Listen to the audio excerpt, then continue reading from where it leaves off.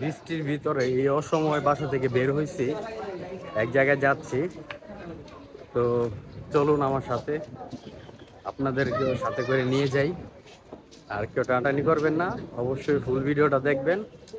ঠিক আছে, তাহলে চলুন যাওয়া যাক। যাওয়ার জন্য আমি বাসে উঠে গেলাম। এখন বাস রাস্তায় একটু জ্যামজট আছে, হয়তো বা একটু সময় লাগতে পারে। সমস্যা নাই, আমি আগে থেকে একটু সময় নিয়ে বের হয়েছি। ও 6টার দিকে আইসা বলে নামবে। অনেক জল্পনা শেষ কইরা, হ্যাঁ, যে সবাই এয়ারপোর্টে আইসা নামলাম। এখন ভিতরে যাব এয়ারপোর্টে।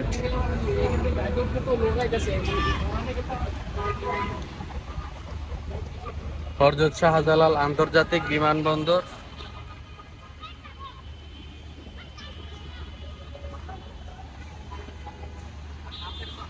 এয়ারপোর্টে আসার মেন উদ্দেশ্য হয়েছে যে আমার এক ফ্রেন্ড ও আসতেছে বাহির থেকে, তো ওরে রিসিভ করার জন্য আসছি মূলত। এছাড়া আমার আর কোনো কাজ নাই। ঠিক আছে, তা চলুন যাই, ভিতরে যাই। এয়ারপোর্টটা কিন্তু এখন অনেক বড় হয়েছে। খোলামেলা।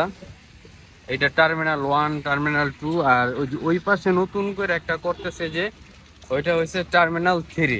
ঠিক আছে, তো টার্মিনাল 3 যখন হয়ে যাবে তখন কিন্তু জিনিস দেখা যাবে যে প্রবাসীদের যে ভোগান্তিস, সে ভোগান্তিসটা কিন্তু কমে যাবে। ঠিক আছে, তো ওইটা আশা করা যায় আওয়ামী লীগ সরকার থাকতে তো ওইটা শেখ হাসিনা ওইটারে উদ্বোধন করে রাখা গেছে, অথচ ওইটা কাজ কিন্তু কমপ্লিট হয় নাই। দেখা যাচ্ছে সেটটা, ওইটা টার্মিনাল 3। এই যে উপরে গোল যে একটা ভবন দেখতেছেন, এই ভবনটা কিন্তু আগে আমাদের এখানে ছিল না। এইটা দিয়ে মানে আবহাওয়া যেই বিষয়গুলো আছে সেই বিষয়গুলো মেনটেন করা হয়। হ্যাঁ, আগে তো ইন্ডিয়ার থেকে ফোনের মাধ্যমে ওরা জেনে নিত কি অবস্থা বা কি হ্যানতেন। তো এটার জন্য কিন্তু বাংলাদেশ থেকে অনেক টাকা নিত ওরা। তো এখন আমাদের বাংলাদেশে কিন্তু এটা হয়ে গেছে। এখন আর ওদের কাছ থেকে আমাদের কোনো কিছু জানতে হয় না, আমাদের নিজেরটা নিজেরাই এখন সবকিছু করতে পারে। আলহামদুলিল্লাহ, যত দিন যাবে তত উন্নত হবে এই এয়ারপোর্ট। এই জায়গাটার ভিতরে বঙ্গবন্ধু শেখ মুজিবুর রহমানের একটা ভাস্কর্য ছিল, ভেঙে ফেলছে। এই জায়গাটা কত বড় হলুদ একটা জায়গা খালি করে ফেলছে। এই বিদেশ নামক যে বেইমান প্লেন, দেশটা এই প্লেনে উঠলেই দেশের মানুষ প্রবাসী হয়ে যায়। বসে বসে অপেক্ষা করতেছে। ফোন দিছিল, ও নাকি বলে প্লেন এসে ল্যান্ড করছে, এখন প্লেনে থেকে নামবে। তো নাইমা হয়তো বা লাগেজ পাইতে পাইতে আরো আধা ঘন্টা 40 মিনিট সময় লাগবে। অনেকক্ষণ যাবৎ বসে আছি। আসো, ভিতরে আসলাম। ও হয়তো এতক্ষণে লাগেজ টাগেজ পাইছে। এখানে আগে তো এই বেরিবাদের পরে আর ঢুকতে দিত না, এখন তো মোটামুটি দেওয়া যায় সবই। হাজার হাজার